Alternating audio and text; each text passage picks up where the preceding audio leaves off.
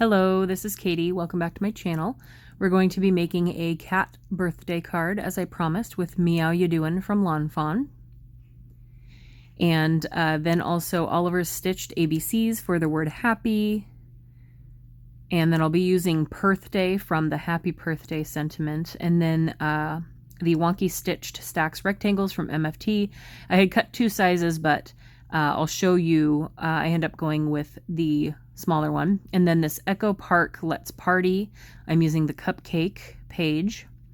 So I'm going to put the cupcake paper just right onto the back, or the card base for the background. I also like this other side too, but I wanted more of like a solid color because I'm going to be putting a white in front of it.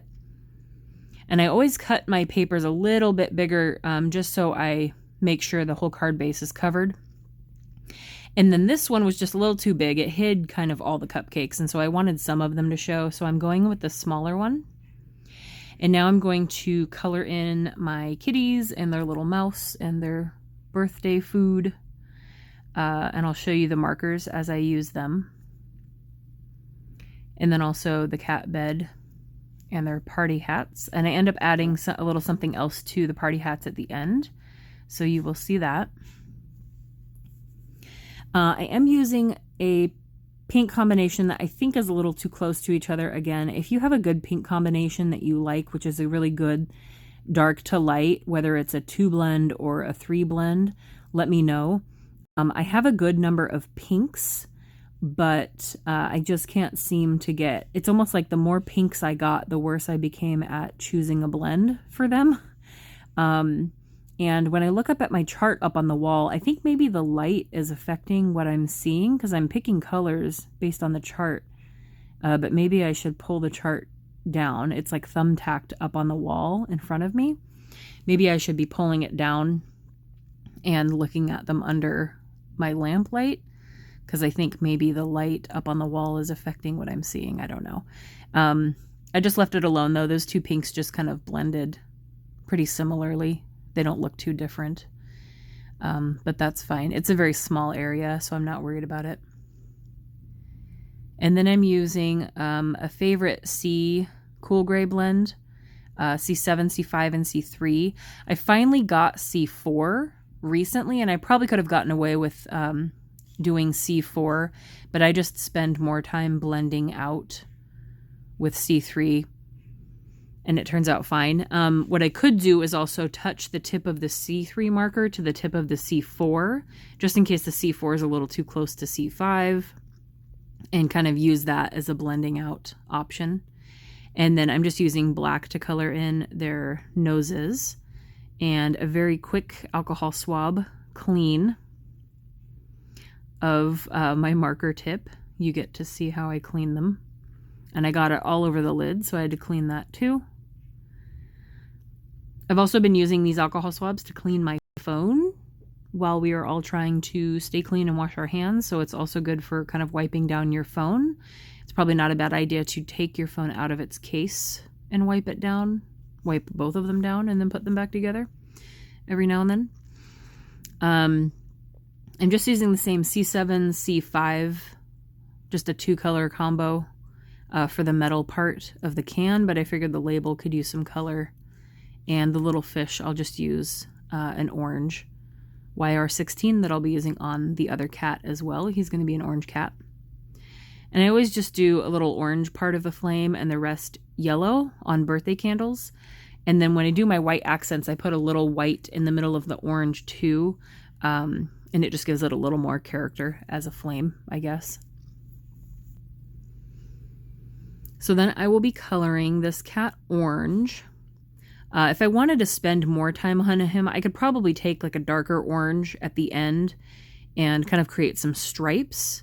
But I just went with an orange blend, so he doesn't really have any distinctive stripes. This YR12, I don't know what a loquat is, but it's one of my new favorite oranges, and I'm kind of excited to use it. I don't know if I had it last Halloween, but I'm kind of excited to use it on like pumpkins for Halloween cards. And if we're gonna have to be quarantined until August, then I will just start my Halloween cards then. but I do have to go to work tomorrow. And so far in our state, Washington, which is the worst, just kidding, I don't know, the governor hasn't forced us to like not go anywhere yet. So hopefully we're doing good and staying home, but I kind of have to go into work at some point. I can do some of what I do from home, but not all of it. And, but I think this is going to force us to come up with ways to be able to do everything from home. So we'll see how that goes, which is not bad. Part of my job we're trying to fill, it's actually my old job, but I'm doing it now because we need to find someone to fill a position, is pulling permits from cities. And I'm hoping that this forces more cities who I still have to like send paper checks and applications to through the mail or have to fax. It forces them to choose an online system like a lot of other cities where I can just pull it, pay for it, and print it and just be done. I know that would possibly cut some jobs for people who are actually doing permits, but it's kind of inevitable. And there are still jobs for those people. Cities have gone online and I still deal with the same people who worked there before. So I don't think that's an issue, but I'm hoping this kind of forces a lot of them to come up with some sort of online system because it would make my job and whoever takes the job, it would make it a lot easier. So I'm just picking 2 different pinks that are different enough, I hope. The RV25 from before and then a lighter pink for the party hats. I probably should have reshaded the dark on that mouse. He looks a little like he doesn't even have shading anymore, but that's fine. And then I just paused while I cut those out, and then I'm going to stick this smaller rectangle that I decided on down onto the middle of the card base. And then I'm going to lay out the pieces for the card just to kind of see where I want them. So I'm going to grab my tweezers. I think first I'm trying to sort out my glue because it does clog a little bit, but I can kind of open it up if I play with it a little bit. I'm going to glue the orange cat, who's going to be the one sleeping, onto the bed first. And then that way he'll be one piece, and then I can glue that down to the card. So I'm just going to get him settled in for his nap. He's going to be a sleepy party kitty. And then originally I thought this card was going to be too small because it's just the next size down. And I thought the set had, I might have to look for another set, or if you know, let me know down below in the comments. The biggest rectangle in this stitched Wonky set isn't the size of a card base. And I was hoping that was the case because I will want one of those at some point, I think. So I need to find out which set has a 4 1/4 by 5.5 sized one. But I thought I was going to have to put the happy like off of the white a little bit higher and to the left. But I think all of these guys are going to fit just fine. So I'm just gluing down the happy. And I actually bought a T-square ruler for this purpose. I've seen other people use it where you hold the T part off to, in this case, probably the left side of the card, so that your letters are lined up properly with a ruler, but I didn't feel like doing that. And then I was also having some issues with obviously the glue coming through the stitches in these letters. But it's fine because it's going to dry clear. This is just a white glue that dries clear. It's not like glossy accents, which is like clear and cloudy, that dries clear.